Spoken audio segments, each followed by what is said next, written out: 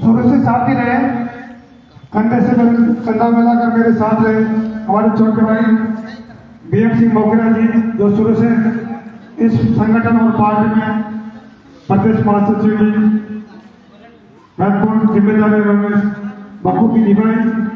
साथ में इस मंच पर बैठे हुए हमारे मौलाना हनीफ साहब, जो काफी हमसे उम्र दराज है, और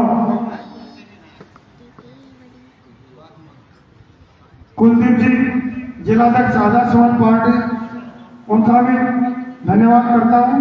सतवीर जी, जिलाध्यक्ष आजाद समाज पार्टी युवा मोर्चा, नीरज जी, अनिल जी जौनवाल, मनीष भाई भीम आर्मी, बनवार लाल जी भीम आर्मी, आजम खान जी, रहमुद्दीन जी, साबुद्दीन जी, लाड साहब जी, कहान साहब और महेश जी, भारत डेमोक्रेटिक मीडिया के जो हमारे यहाँ साथ में मौजूद है, उनका भी बहुत बहुत धन्यवाद करता हूँ। साथ ही इस्माइल खान जी का धन्यवाद करता हूँ और इस मंच पर बैठे सभी तमाम इस भाईचारा सम्मेलन को मजबूती प्रदान करने के लिए अपने घर से चलकर आए सभी बड़े बुजुर्गों को तहे दिल से धन्यवाद देता हूँ कि इस तरह के सत्र में भी आपने हमारे इस मिशन मूवमेंट को, इस भीम आर्मी को, इस आजाद समाज पार्टी को मजबूती प्रदान करने के लिए आप यहाँ उपस्थित हुए सभी को बहुत बहुत धन्यवाद।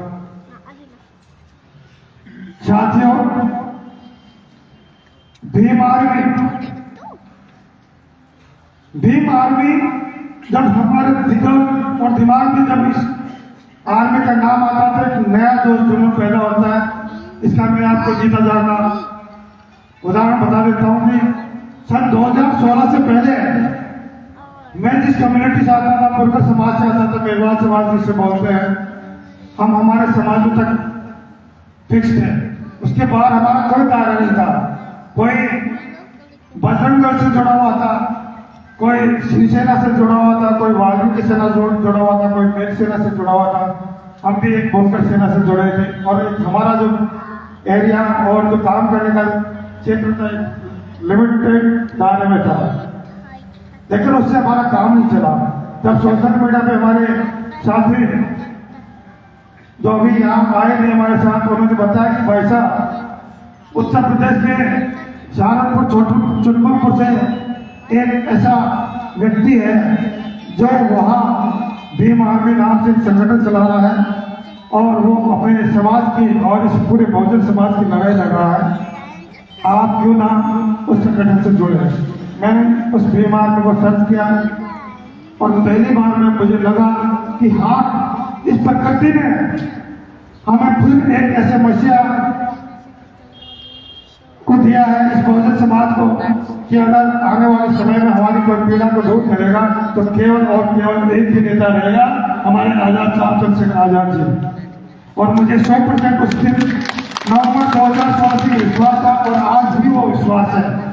और इसका एक दूसरा जो जीता जाता उदाहरण मैं आपको बता देता हूँ।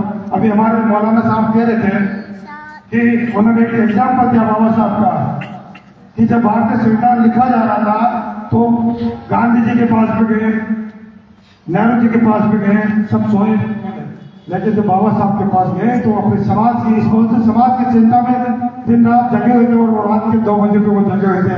मैं मौलाना साहब आपको निवेदन करूँ कि 3 जुलाई 2022 को हम 22 लोगों को सेंट्रल जेल जयपुर में बंद किया गया था और 3 जुलाई को रात को समथिंग 2:30 बजे जब मैं टॉयलेट के लिए उठा, जब मेरे सारे साथी 20 जो में साथी थे सारे सोए पड़े थे और केवल कोई जगे हुए थे, तो केवल हमारे भीम आर्मी के चीफ और राष्ट्रीय नेता हमारे आजाद समाज पार्टी के केवल चंद्रशेखर आजाद जी जगे हुए थे। और वो उस 2:30 बजे भी हमारी चिंता में हमारे महापुरुषों को पढ़ रहे थे। जब मैंने उनको कहा कि भाई रात के 2:30 बजे हैं, आप कृपया अरेंज कर लें, तो उनका जो जवाब था मुझे काम याद रहेगा और ये मेरे लिए एक बहुत बड़ी बात है। उन्होंने कहा, हर्षोले जी, हमारे पास सोने का टाइम कहाँ है, हमारे पास सोने का टाइम नहीं है। हम एक कब ये लोग मार देंगे तब हमें सजा देंगे, हमें इस समय का सदुपयोग करना है। मुझे लगा कि मुझे भी उठ जाना चाहिए और मुझे भी इनके साथ बैठ के पढ़ना चाहिए। और जब मैंने सभी साथियों को इस बात का जिक्र किया तो आप मान लिए 2 रात और 2 दिन तक मेरा कोई भी साथी उस सेंट्रल जेल में नहीं सोया। ये केवल हमारे राष्ट्रीय अध्यक्ष माननीय एडवोकेट चंद्रशेखर आजाद जी की ताकत है। और आप देखिए, जब पहली बार संसद में पहुंचे और पहुंचे कैसे, जैसे बाबा साहब संसद में पहुंचे, आप इन मुस्लिम भाइयों ने उन्हें मौका दिया, लेकिन इन मधुवादी लोगों ने तो उन्हें एक बार हरा दिया था। लेकिन चिंता किनको हुई? हमारे मुस्लिम भाइयों को, माइनॉरिटी के लोगों को, कि ये वो शख्स है, अगर हम आज अगर इनको संसद में नहीं पहुंचा पाए तो शायद हमारा भविष्य अंधकार में हो जाएगा। और आप सबके मैं रंग लाई और आपने बाबा साहब को जो है संसद में पहुंचाया और उनको जीता है।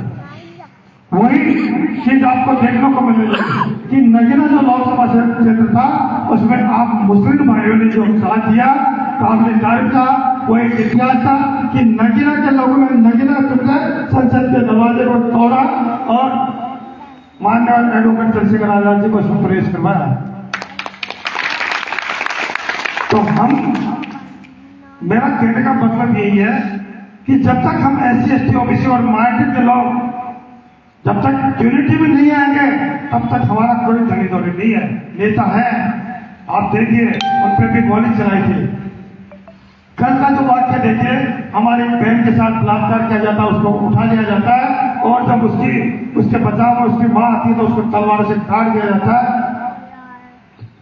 उन अपहरणकर्ताओं की गिरफ्तारी के लिए राष्ट्रीय अध्यक्ष ने जब एक कॉल किया कि मुझे जो है 10 तारीख को मेरठ के कब्रस्तान में पहुंचना है और उस पीड़ित परिवार से मिलना है। आप देखिए पूरा प्रशासन लगा हुआ था उनको रोकने के लिए, लेकिन वो तूफान था, आंधी थी, वो किसी के रोक के नहीं रुके।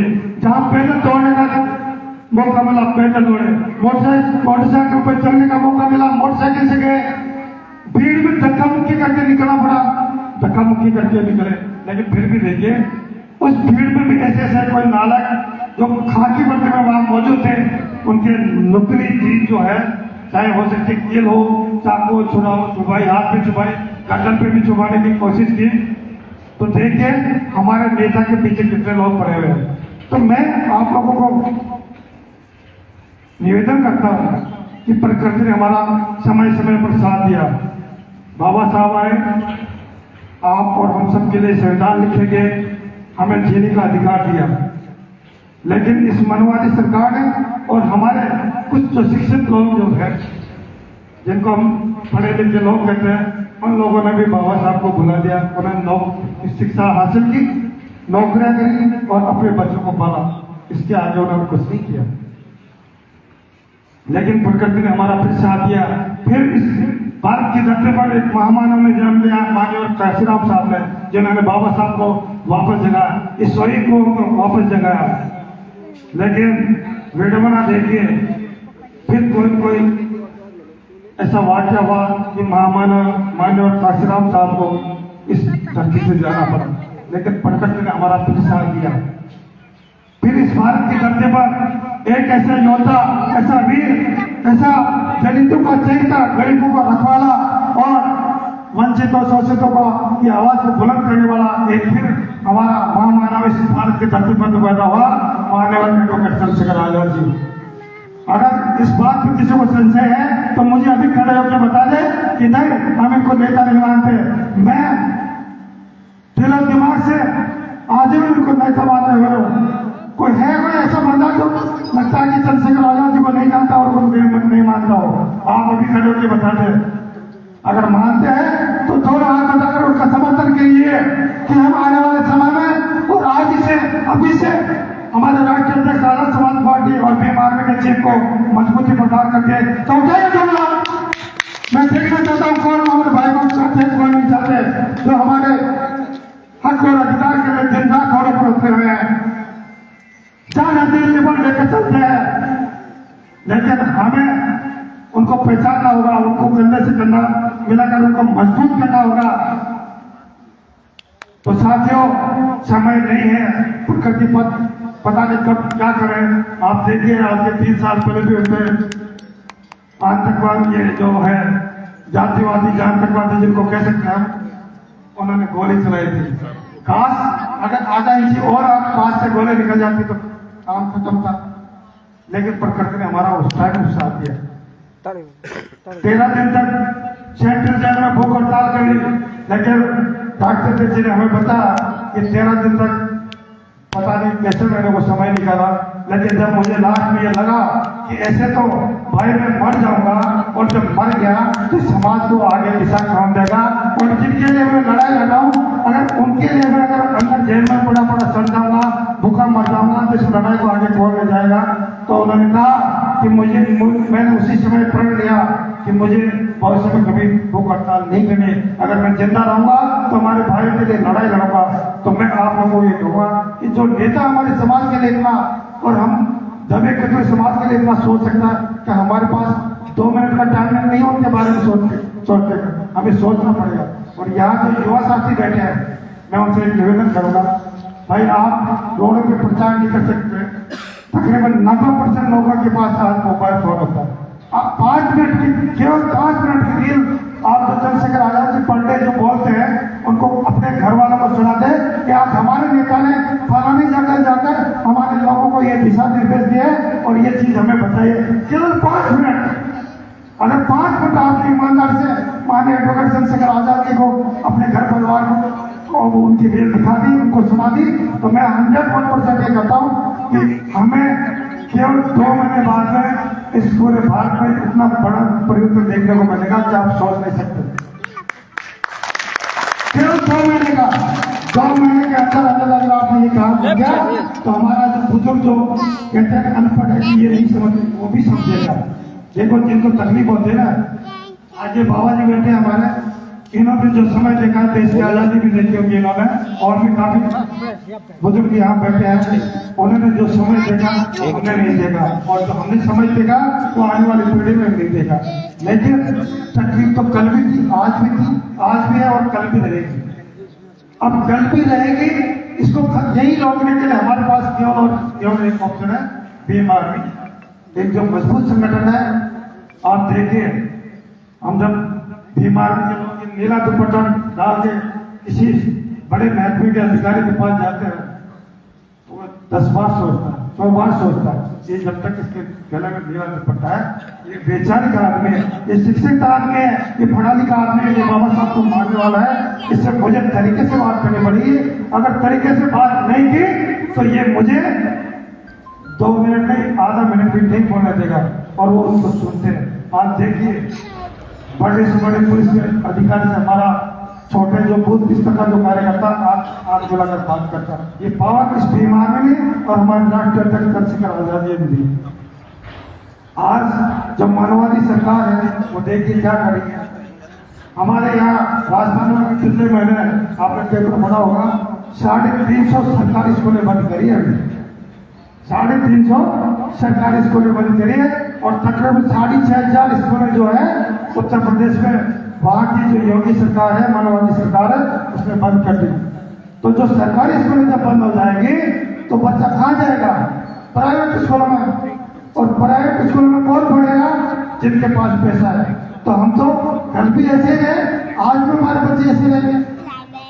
तो हमें इसी को भी देखना पड़ेगा कि हमें हमारे गांव में स्कूलों में एजुकेशन का स्तर क्या है, हमारे बच्चों को सही तरीके से शिक्षा मिल रही है या नहीं मिल रही, हमारे बच्चों को कोई परेशान तो नहीं किया जा रहा, ये भी हमारी ड्यूटी है। तो मैं, आप लोगों ने यहाँ हमें बुलाया, हमें सुना, इसके लिए बहुत बहुत धन्यवाद।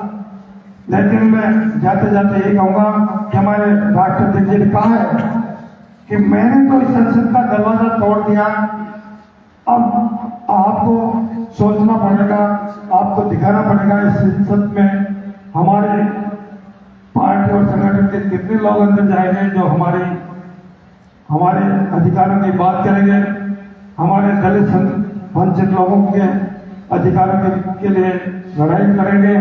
क्योंकि आज अकेले चंद्रशेखर आजाद जी